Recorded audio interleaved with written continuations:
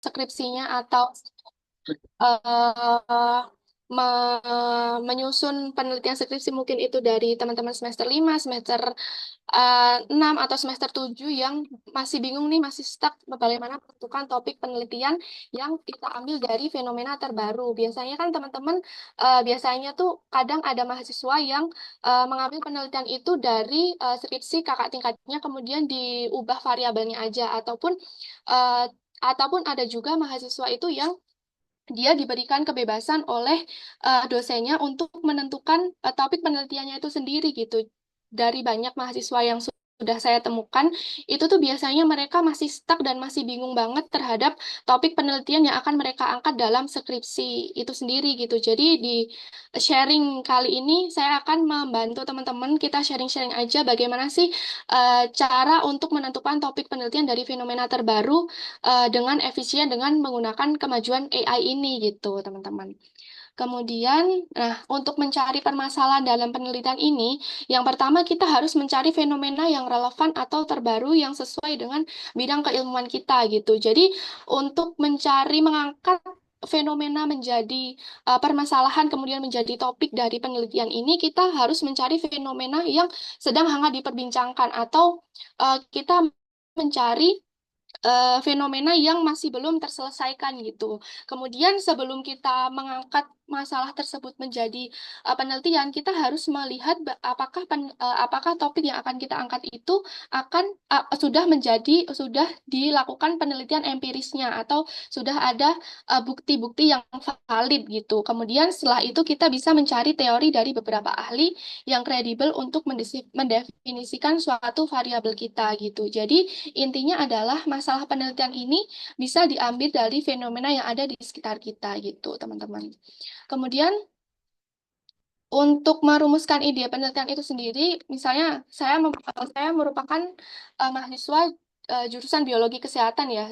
Pada saat saya skripsian itu saya berpikir bahwa banyak banget nih kasus atau prevalensi dari kanker hati di Indonesia gitu. Sedangkan obat untuk kanker hati itu belum ditemukan gitu. Jadi saya bisa melihat permasalahan kanker hati di Indonesia itu meningkat. Kemudian saya berpikiran bahwa itu bisa tuh dijadikan topik skripsi saya gitu. Jadi untuk menentukan topik skripsi saya langkah selanjutnya adalah saya memperbanyak referensi dari baca-baca berbagai berita ataupun dari artikel terbaru atau artikel penelitian terbaru apakah em, gimana sih kanker hati ini bisa prevalensinya itu naik ataupun apakah sudah ada obat tentang kanker hati gitu. Jadi setelah yang saya lihat itu misalnya sudah dilihat habis itu kita lihat nih oh ternyata belum ada nih obat tentang untuk kanker hati itu sendiri gitu. Jadi saya merumuskan bagaimana kalau saya merumuskan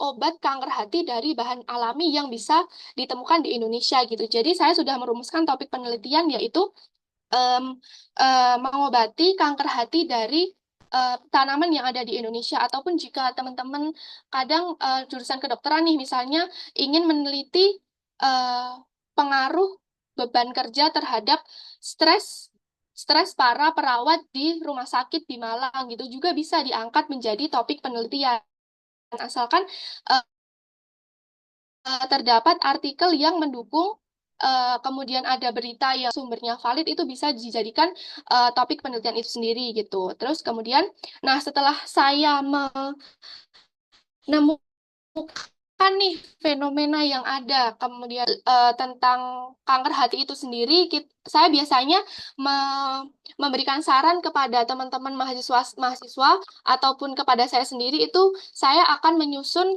tentang dari bagan ini. Jadi saya akan membuat bagan yang isinya terkait dengan tema fenomena, kemudian deskripsi tentang fenomena, alasan mengapa fenomena tersebut menarik untuk diteliti dan apakah ada bukti atau data sekundernya? Biasanya kalau di jurusan Saintek itu bisa menggunakan data survei ataupun mengenai dari WHO itu biasanya dari kesehatan atau bisa dari NCBI ataupun dari survei BPS gitu teman-teman. Kemudian setelah kita rangkum fenomenanya, kita mulai mencari artikel-artikel. Nah, kalau kalau saran dari saya untuk artikel ini kita bisa meng-highlight hasilnya. Apakah misalnya saya memilih mentargetkan mengambil daun kelor. Daun kelor ini bisa ternyata apakah bisa ya untuk mengobati penyakit kanker hati. Oh, ternyata berdasarkan dari artikel ini nih, artikel ini kita bisa ambil nih kesimpulannya bahwa ternyata Moringa oleifera atau daun kelor ini ternyata bisa untuk mengobati kanker hati pada percobaan di tikus gitu teman-teman. Setelah kita highlight poin pentingnya ini, kita akan meringkas menjadi satu tabel penelitian terdahulu. Jadi ada beberapa mahasiswa atau di beberapa kampus itu yang mewajibkan di skripsinya itu harus ada tabel penelitian terdahulu. Nah, tabel penelitian terdahulu yang saya sarankan kepada teman-teman mahasiswa itu biasanya saya menuliskan ada judul artikel, penulis, tahun publikasi, jurnal, metode penelitiannya apa, kemudian temuan utama, sama relevansi dengan topik penelitian. Nah, untuk tabel penelitian ini tuh berguna juga untuk kita melihat gap research-nya atau research gap atau kesenjangan dari penelitian dari tahun ke tahun itu apa yang akan bisa kita perbaiki lagi ke untuk penelitian selanjutnya gitu teman-teman. Terus setelah kita meringkas fenomenanya, kita mulai eh, ada juga sekarang itu biasanya tools yang saya gunakan untuk mempermudah mencari fenomena itu bisa digunakan untuk penelitian teks jurusan apapun itu biasanya pakai Google Trends, Quora sama WHO itu untuk mencari untuk spesifik di jurusan kesehatan. Nah, untuk Google Trends ini teman-teman itu misalnya kita ingin melihat topik yang sedang hangat dibicarakan. Kalau saya itu biasanya cari contohnya itu misalnya tentang kanker hati gitu ya, kanker hati. Nah, kita jelajahi caranya. Habis itu, oke, sebentar. Nah, oke, sebentar. Kita akan telusuri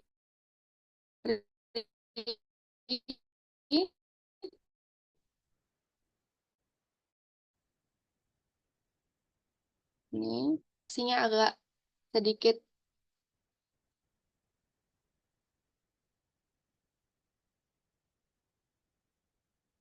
ini. Oke, selain itu kita bisa melihat, nah di Google Trend ini kita bisa melihat apakah topik yang kita cari itu sedang tren atau tidak gitu teman-teman. Jadi kita bisa melihat, nah ternyata ini kita cari di Google Trends ini, nah kita cari misalnya kanker hati gitu. Kita jelajahi, kemudian nah itu akan muncul di Google Trend ini. Dia itu nah, itu misalnya kanker kanker hati itu dia em, ternyata banyak banget dicari nih di wilayah Jawa Timur gitu. Bisa jadi ka- kanker hati ini untuk prevalensinya di wilayah Jawa Timur itu ternyata banyak gitu. Jadi makanya dicari oleh di wilayah Jawa Timur gitu. Jadi untuk terus kemudian kalau misalnya kita kurang kanker hati kita bisa lihat nih topik terkaitnya, oh ternyata yang baru ngetren tentang hepatitis ataupun tentang em, kanker-kanker yang lain atau penyakit-penyakit yang lain atau topik-topik yang lain. Jadi kita dari Google Trends ini kita bisa melihat oh ternyata cukup banyak juga ya untuk penyakit kanker hati ini bisa buat opsi untuk diteliti gitu. Ataupun kita bisa juga menggunakan Quora nih teman-teman. Kalau misalnya menggunakan Quora, biasanya itu kita hanya melihat kayak pertanyaan-pertanyaan terkait dengan penelitian itu gitu. Jadi kita nggak bisa nge-track seberapa banyak keyword atau topik yang akan kita angkat menjadi skripsi itu digunakan gitu. Biasanya Quora ini digunakan untuk menentukan topik di penelitian sosial gitu teman-teman. Kalau untuk WHO ini itu nanti digunakan untuk menyusun kayak data sekunder itu untuk angka-angkanya, trennya apakah suatu penyakit ini itu naik atau turun gitu.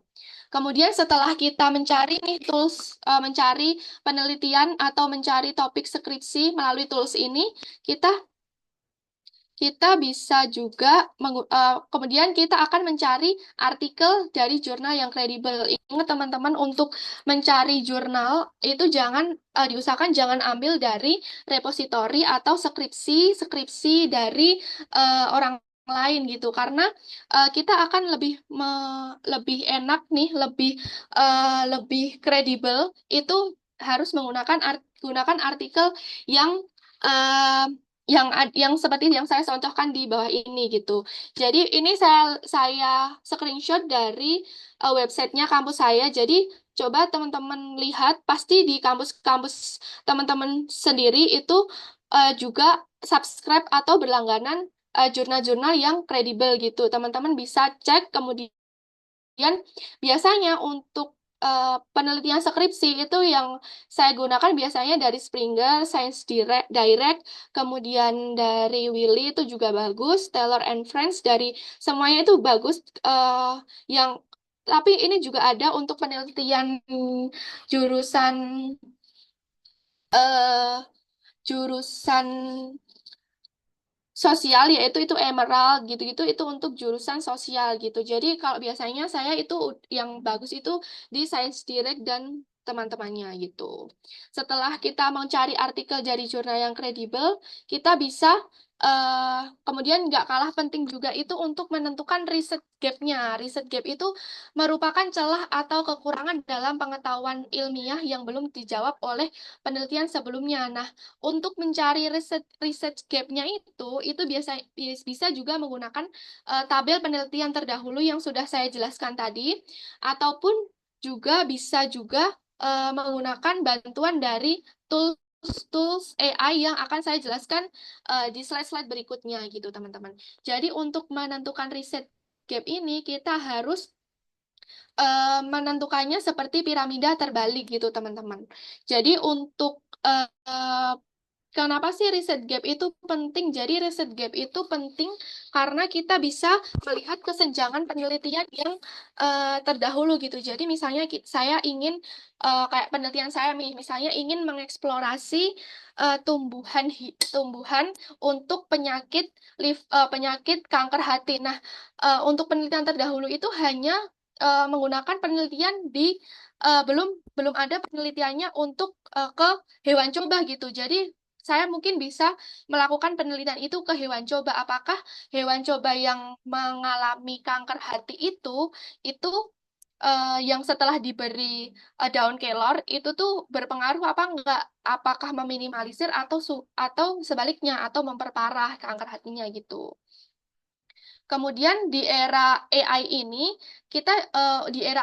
kita juga harus memanfaatkan AI teman-teman. Jadi AI ini bisa digunakan untuk mempercepat penelitian kita di penelitian, terutama penelitian di life science atau penelitian di sains gitu ya, sains maupun STEM gitu. Jadi AI ini sangat dibutuhkan dalam penelitian sains karena dapat meningkatkan efisiensi, akurasi, kecepatan dalam berbagai aspek penelitian. Jadi AI itu nggak sepenuhnya diharapkan untuk kita menulis laporan ilmiah gitu.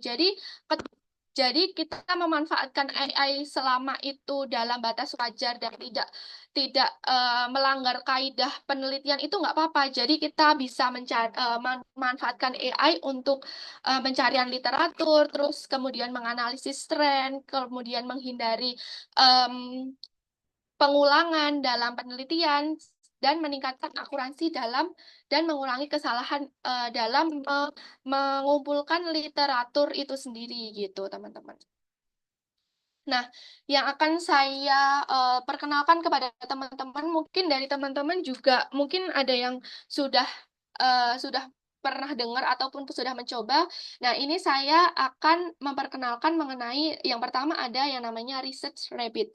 Nah, Research Rabbit ini berfungsi untuk menemukan referensi ilmiah dengan cepat dan melihat hubungan antar jurnal, kemudian mengidentifikasi tren penelitian serta kita bisa melihat research gap-nya gitu. Misalnya kita coba buka ya di web ini. Nah, Research Rabbit itu bisa kita gunakan untuk melihat keterkaitan antar penelitian yang satu dengan yang lainnya gitu. Jadi, kalau misalnya kita punya penelitian terkait yang misalnya saya ini ya, misalnya udah saya coba ini terkait dengan apakah eh, daun kelor itu emang ampuh nggak sih untuk penyakit kanker hati? Nah, kita bisa lihat, nah ini kita bisa lihat similar work-nya itu udah eh, penelitian yang sama yang dengan topik yang akan saya tentukan itu ternyata sudah ada 792 artikel terkait nih gitu. Jadi kita bisa lihat, nah ini grafiknya, kita itu bisa lihat ternyata penelitian yang dilakukan oleh banyak peneliti ini ternyata saling terkait antara satu sama lain dan yang penelitian terbaru yang meneliti tentang topik yang saya angkat itu ternyata penelitian Parek 2023 ini ternyata dia berkaitan dengan penelitian Tan, penelitian Karadi, penelitian Rani dan penelitian banyak yang lainnya gitu. Semakin dia berdekatan bubble-nya berarti dia semakin berkolerasinya itu semakin sangat berkolerasi gitu teman-teman. Jadi entah itu dia metodenya sama ataupun dia memiliki hasil yang sama itu juga bisa kita lihat dari Research Rabbit ini juga gitu teman-teman. Setelah itu tools Tools selanjutnya itu ada yang namanya DeepSeek. Jadi teman-teman itu bisa juga menulis DeepSeek. Nah, untuk mengoptimalkan penggunaan AI yaitu DeepSeek ataupun ChatGPT, kita harus rumusnya itu atau tipsnya itu selalu kuat untuk untuk menemukan jawaban yang sesuai atau jawaban yang ingin kita inginkan. Misalnya ini saya sudah menyertakan prompt yang eh,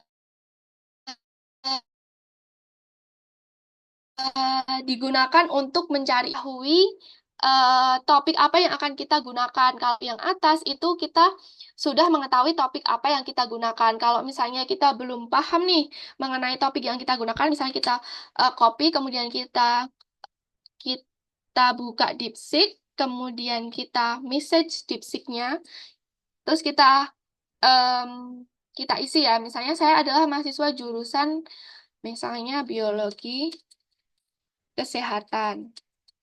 Cari ide penelitian terbaru dan relevan untuk tahun 2025 dalam bidang misalnya kita ingin kanker gitu ataupun bisa juga tentang daya hambat bakteri gitu juga bisa bidang kanker dengan fokus pada tantangan utama, tren terbaru dan kesenjangan penelitian dan manfaat praktis. Kemudian kita klik.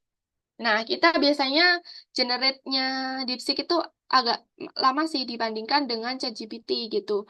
Mungkin, nah ini kita bisa juga, dia akan langsung muncul. Misalnya, peran mikrobioma dalam respon terapi kanker. Nah, itu juga bisa. Oh, ternyata mikrobioma itu juga berfungsi dalam terapi kanker juga itu bisa. Atau enggak, penggunaan AI dan machine learning dalam untuk deteksi kanker dini. Nah, itu juga bisa diangkat menjadi topik penelitian. Tinggal teman-teman ini itu mencari artikel utamanya, kemudian data-data pendukungnya untuk melangkah eh, ke langkah selanjutnya, yaitu menentukan judul penelitian gitu. Setelah itu, setelah DeepSeek itu juga ada yang namanya eh, konsensus nih. Konsensus ini berfungsi untuk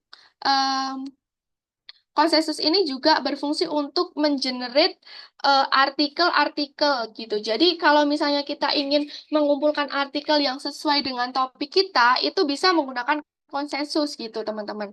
Jadi konsensus ini benar-benar dia bagus banget sih. Jadi coba kita pakai yang prompt yang tadi ya. Prompt yang tadi kita masukkan ke dalam konsensus. Ini kita masukkan ke dalam konsensus.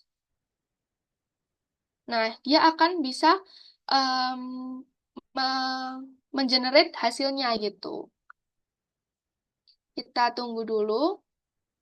Nah, itu kalau kan ini saya udah premiumnya udah trialnya udah habis ya teman-teman. Jadi kita bisa, tapi tetap bisa digunakan nih konsensusnya dari bawah ini. Nah, ini bisa dilihat apakah ada banyak penelitian yang seperti kita harapkan gitu, ataupun kita misalnya pengen melihat tentang pengaruh biji kelor daun kelor maksud saya, pengaruh daun kelor dalam mengobati kanker hati gitu. Gitu bisa kita lihat nih artikel terkaitnya itu apa aja daripada kita mengumpulkan satu-satu nih dari Google Scholar, itu mending kita pakai konsensus. Jadi dia lebih efisien dan lebih cepat gitu.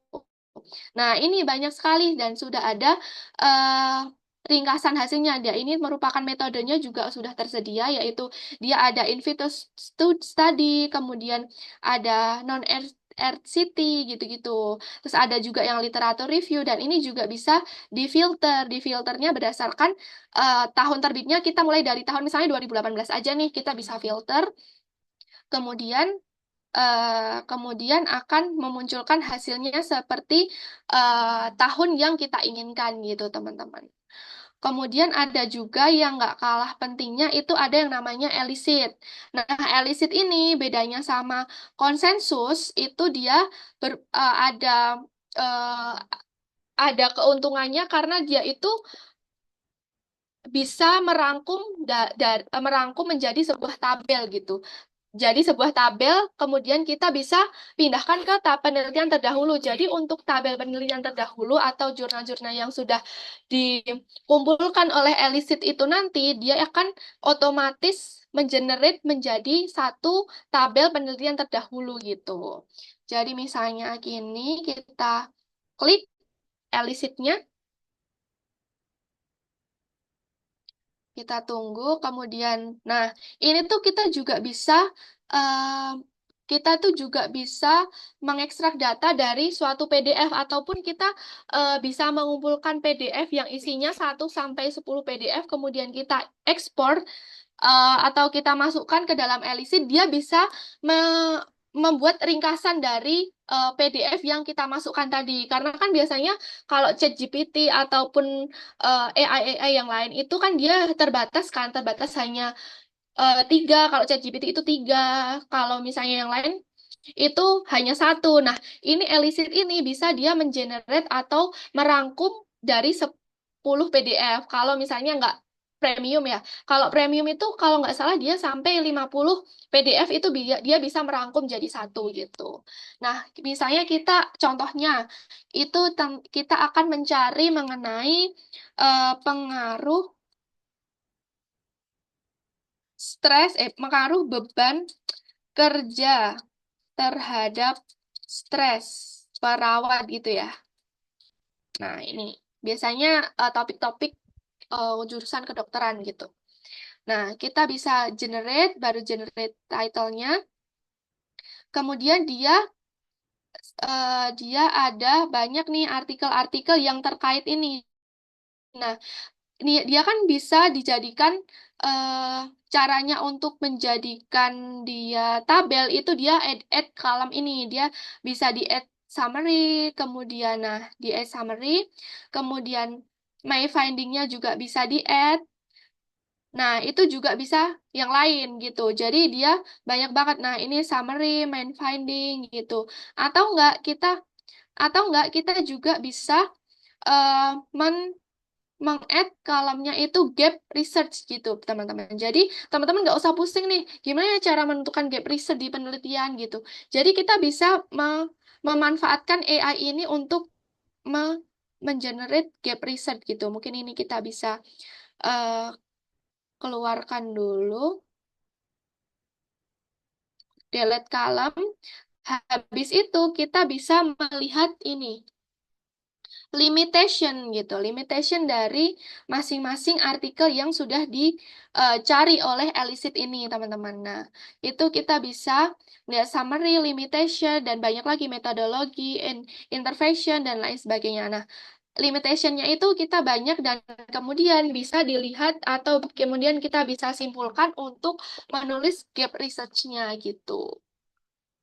Setelah itu, yang terakhir nih, yang terakhir ini ada yang namanya eh, diagram net atau draw IO gitu. Draw IO itu biasanya kalau kita sudah masuk ke dalam pembuatan grafik atau pembuatan tabel kerangka konseptual atau kerangka berpikir itu em, sangat bermanfaat banget. Misalnya kita create new diagram, blank diagram, create.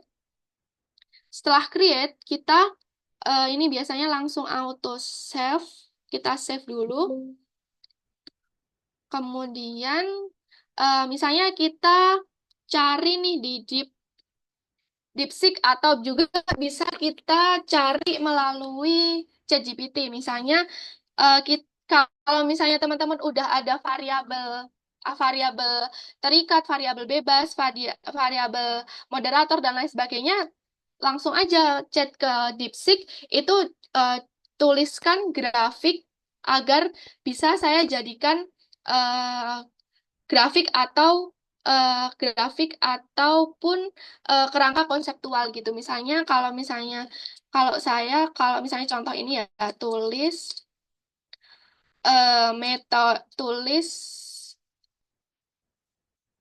kerangka konseptual kerangka konseptual pada penelitian pengaruh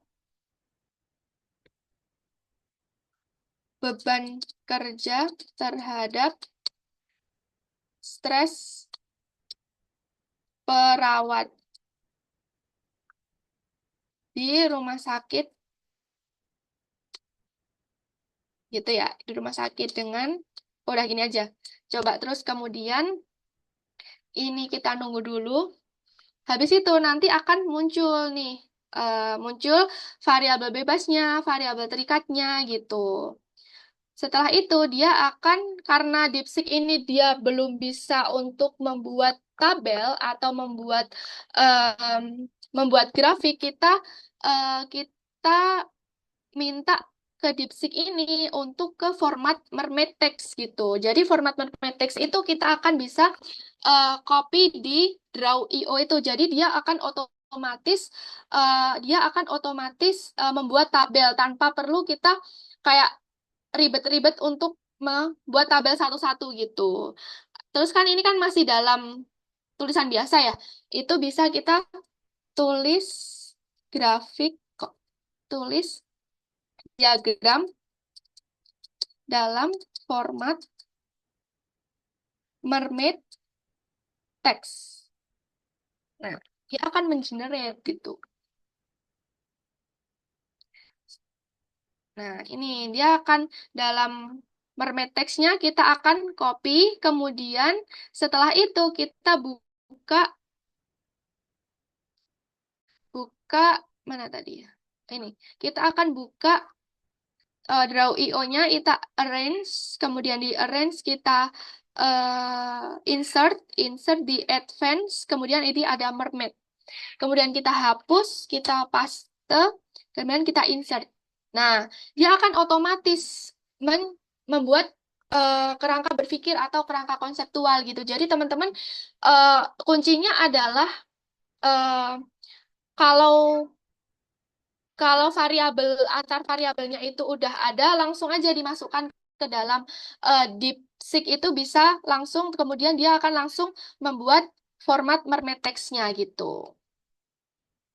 Kemudian, kalau kita untuk menentukan gimana nih kebaruan dalam penelitian kita, kita bisa menggunakan Google Cendekia atau Google Scholar. Nah, di Google Scholar ini teman-teman nggak sih kalau misalnya di setiap Google Cendekia atau di Google Scholar itu dia ada tulisan berdiri di bahu raksasa gitu. Karena dari awal saya eh, dari awal dibilang sama guru saya itu berdiri di bahu raksasa gitu. Setelah saya berkuliah kan saya sering me- membuka Google Cendekia ya. Ternyata oh ini ya gara-gara berdiri di bahu raksasa karena dia itu ada filosofinya berdiri di bahu raksasa itu dia kata-kata dari Isaac Newton gitu. Karena artinya adalah berdiri di bahu raksasa ini kita bisa melakukan penelitian sebegitu hebatnya sampai saat ini kita bisa melakukan penelitian di bidang teknologi, bidang STEM atau di bidang kesehatan ini berkat jasa para peneliti-peneliti terdahulu. Makanya kita bisa berdiri di bahu raksasa itu maksudnya bahunya para peneliti terdahulu gitu. Nah, untuk mengecek kebaruan dalam penelitian ini kita bisa menggunakan kancah kunci meliputi variabel, objek, dan metode gitu. Kita langsung contohkan saja ya. Misalnya ini kita klik Scholar.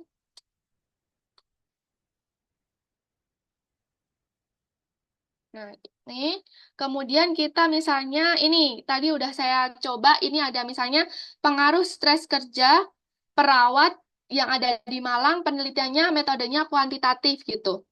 Nah, ternyata di penelitian ini tentang penelitian terkait stres kerja, perawat, objeknya perawat, tempatnya di Malang, dan penelitiannya secara kuantitatif ini sudah ada sekitar 3.240 artikel. Jadi sebanyak 3.000 lebih penelitian sudah dilakukan. Nah, kita berpikir apakah penelitian ini termasuk kebaruan ya? Kalau misalnya masih banyak, itu ternyata belum penelitiannya belum terbarukan gitu. Jadi teman-teman bisa ngecek apakah topik yang teman-teman akan angkat itu apakah dia relevan nggak atau sudah banyak diteliti atau nggak dengan Google Scholar dengan memasukkan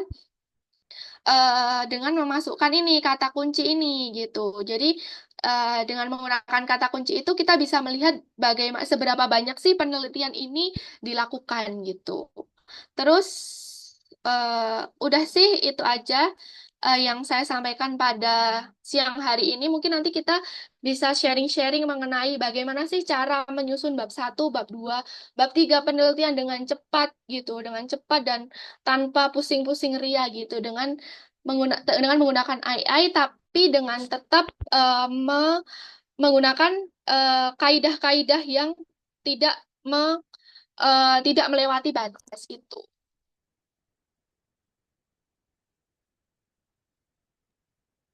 Oke, sudah Meladi? Sudah, Kak.